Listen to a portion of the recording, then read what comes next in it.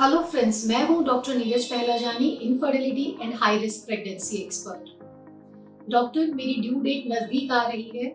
मैं हॉस्पिटल में डिलीवरी के लिए कब आऊं और कैसे मुझे पता चलेगा कि अब मुझे हॉस्पिटल जाना है। अक्सर जब डिलीवरी का समय नजदीक आ जाता है तो कपल्स के मन में ये सवाल बार बार उठता है कि उन्हें कैसे पता चलेगा कि डिलीवरी का समय नजदीक आ गया है और अब हमें हॉस्पिटल जाने की जरूरत है। तो आज हम इसी के बारे में बात करेंगे, उन वार्निंग साइंस और सिम्टम्स के बारे में बात करेंगे जो ये दर्शाते हैं, जो आपको ये बताएंगे कि चलिए अपना लेबर बैग उठाइए, हॉस्पिटल जाने का टाइम आ गया है और बेबी के आने का भी टाइम हो गया। तो सबसे पहला जो इसका लक्षण होता है वो है दर्द, प्रसव का दर्द, लेबर पेन। लेकिन प्रेगनेंसी में वैसे भी बहुत तरीके के दर्द होते रहते हैं। कभी आपने कुछ गड़बड़ खा लिया तो उसकी वजह से गैस का दर्द हो गया, मसल पुल का दर्द होता है, यूट्रस के स्ट्रेचिंग की वजह से राउंड लिगामेंट का स्ट्रेच पेन होता है, आपकी मसल्स पे प्रेशर पड़ रहा है तो उसकी वजह से मसल पेन होते हैं, क्रैम्प्स होता है, पेट के निचले के हिस्से में एक दबाव बना रहता है। खासकर आखिरी के दिनों में जब डिलीवरी टाइम नजदीक आ रहा होता है तो फॉल्स लेबर पेन्स, जिसे हम ब्रैक्सटन कॉन्ट्रैक्शंस बोलते हैं, वो भी एक बहुत नॉर्मल सी बात है। तो ऐसे में आप कैसे पता करें कि जो ये दर्द उठ रहा है वो वाकई में ही लेबर पेन है या वो एक फॉल्स पेन है। इसके लिए कुछ बातों पे आपको ध्यान देना है। पहला, जो लेबर पेन होता है वो इंटरमिटेंट होगा। इंटरमिटेंट का मतलब ये होता है कि वो अंतराल पे आएगा, लगातार बना हुआ नहीं रहता। वो आपको थोड़ी देर के लिए आएगा, फिर कुछ समय के लिए बंद हो जाएगा, फिर आएगा और फिर बंद हो जाएगा। इसके साथ में वो प्रोग्रेसिव होगा। प्रोग्रेसिव मतलब समय के साथ साथ उसकी तीव्रता बढ़ती जाती है। शुरुआत में आपको हल्का दर्द महसूस हो सकता है और टाइम बढ़ने के साथ साथ में वो दर्द बढ़ता चला जाएगा और उन दो दर्द के बीच का जो अंतर है वो कम होता चला जाएगा। तीसरा, ये दर्द आराम करने से कम नहीं होता है, ये अपनी गति से बढ़ता है और अपनी गति से इसका एक पैटर्न बनता चला जाता है। तो रेस्ट के साथ अगर आपका पेन ठीक हो रहा है, वो लगातार बना हुआ है, तो ज्यादातर केसेस में वो एक फॉल्स पेन है, वो ट्रू पेन नहीं हो सकता। ट्रू लेबर पेन आपके पेट के निचले हिस्से में स्टार्ट होता है, कमर के नीचे के हिस्से में आपको दर्द महसूस हो सकता है और उसके साथ साथ में वो जांघों के बीच के हिस्से में भी रेडिएट करता है। तो ये पैटर्न होता है लेबर पेन का। इसके साथ में लेबर पेन के साथ साथ में वजाइनल डिस्चार्ज का पेन।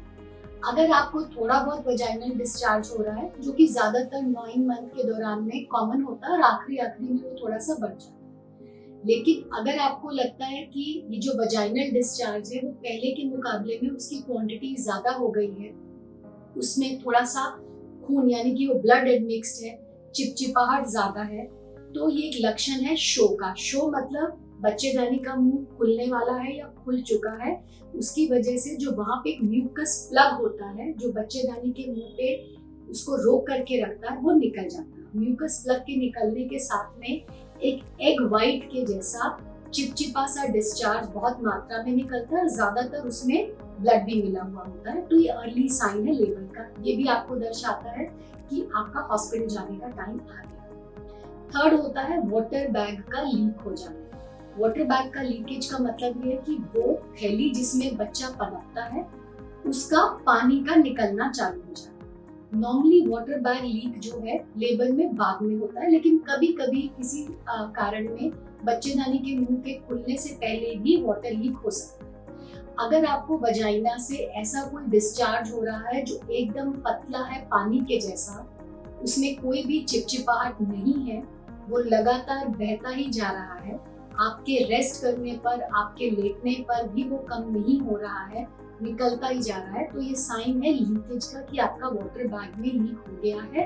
तो ये साइन है, आपको तुरंत हॉस्पिटल में जाना है। इसके अलावा आपको बेबी मूवमेंट्स पे भी ध्यान देना है।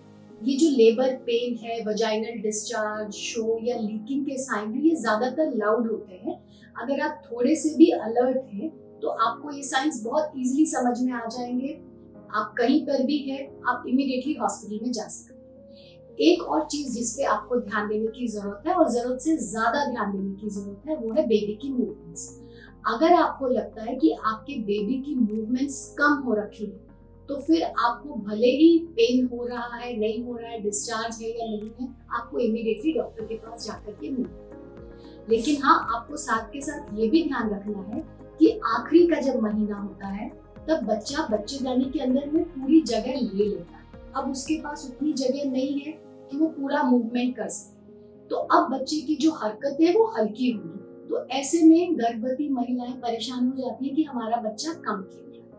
आपको ये समझना चाहिए कि कम खेलने का मतलब ये है कि जो नंबर ऑफ मूवमेंट्स है, पहले बच्चा जितनी हरकतें करता था अब उसके नंबर में कमी आ गई, लेकिन मूवमेंट वैसे की वैसी ही बनी हुई है, उसकी इंटेंसिटी कम हो गई है। पहले जगह ज्यादा थी इसलिए बच्चा पूरा घूम सकता था, अब आखिरी के टाइम पे जगह कम हो गई है, बच्चे ने भी अपनी पोजीशन फिक्स कर ली है, तो बच्चा हल्का सा या तो मूव कर सकता है या हाथ पैर की मूवमेंट देता है, लेकिन इसके नंबर में कोई कमी नहीं आती। तो अगर आपको लग रहा है कि बच्चे की मूवमेंट्स के नंबर में कमी है तो ये वार्निंग साइन है, आपको हॉस्पिटल जाना है। तो ये कुछ बातों का अगर आप ध्यान रखते हैं तो आपको किसी भी तरीके की स्ट्रेस लेने की जरूरत नहीं रहती है।